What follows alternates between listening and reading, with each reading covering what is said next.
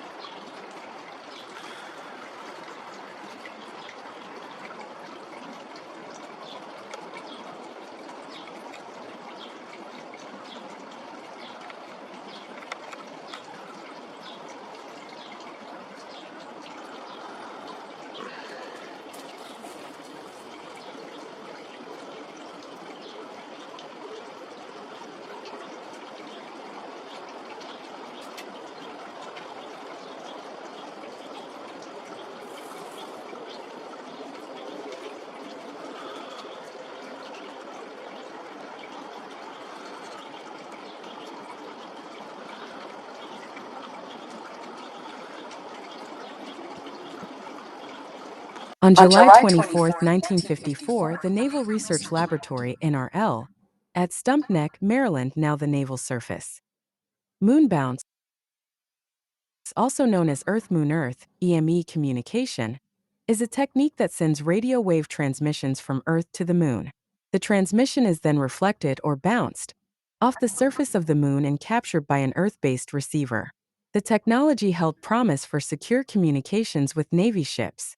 By January 1956, the U.S. Navy could transmit teletype signals to and from Stump Neck and Wahiawa on the island of Oahu, Hawaii. By January 1960, the Navy's Communication Moon Relay System began transmitting two-way radio communications.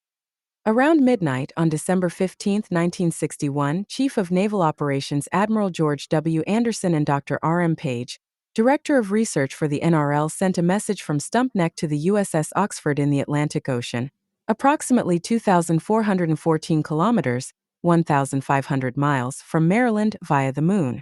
This was the first time the Navy successfully transmitted a message from a ground station to a ship. The event was not secret. The Associated Press wrote a small piece on it that was picked up and printed in the Washington Post on December 17. Following the success of the transmission, 5-meter, 16-foot, steerable parabolic antenna and transmitter were installed on the Oxford, allowing for two-way communications.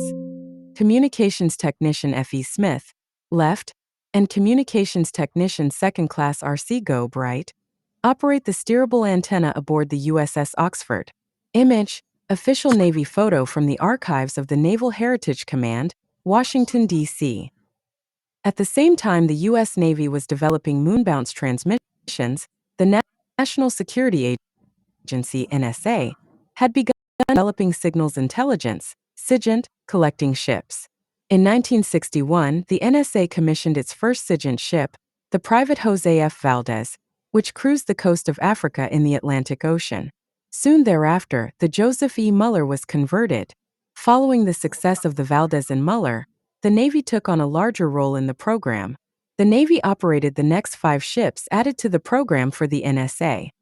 The ships, called Auxiliary General Technical Research, AGTR ships, were much larger and faster converted World War II Liberty and Victory-class cargo ships. These research vessels carried equipment and personnel to conduct oceanographic experiments to create a valid cover for their covert activities. The first was the USS Oxford, which received the first moon-bounce transmission test in 1961, redesignated as an AGTR. In 1963, the Navy added the Georgetown AGTR-2 and the Jamestown AGTR-3. In 1964, it added the Belmont AGTR-4 and the Liberty AGTR-5. These SIGINT ships needed a secure ship-to-shore communication system, and high-frequency radio was unreliable due to the remote locations of the ships and vulnerability to foreign direction finding. A moon-bounce transmission was the solution. Following the 1961 moonbound success, the Navy continued development on what was called the Technical Research Ship Special Communication System, TRSCOM. TRSCOM allowed a ship, anywhere in the world, to transmit a message by beaming microwave transmissions toward the moon. The moon, acting as a passive reflector, would bounce the emission back to receiving stations on Earth, located at 90-degree quadrants around the globe. The first ground station for TRSCOM was located in Cheltenham, Maryland. The other three were Wahiawa, Hawaii, the village of Oakhanger, England southwest of London, and Sobe on Okinawa, Japan. By 1964, TRSCOM had been researched, developed, tested, evaluated, and installed on the Oxford, which activated a link with Cheltenham to prove the feasibility of the program. The Navy then implemented the system in all the AGTRs and all 4 ground stations.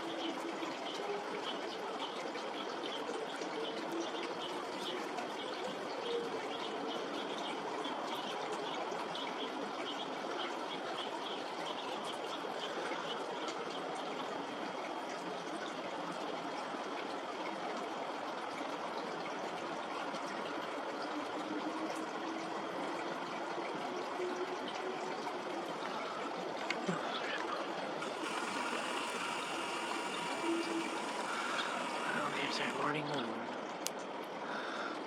Right now it's 5:49.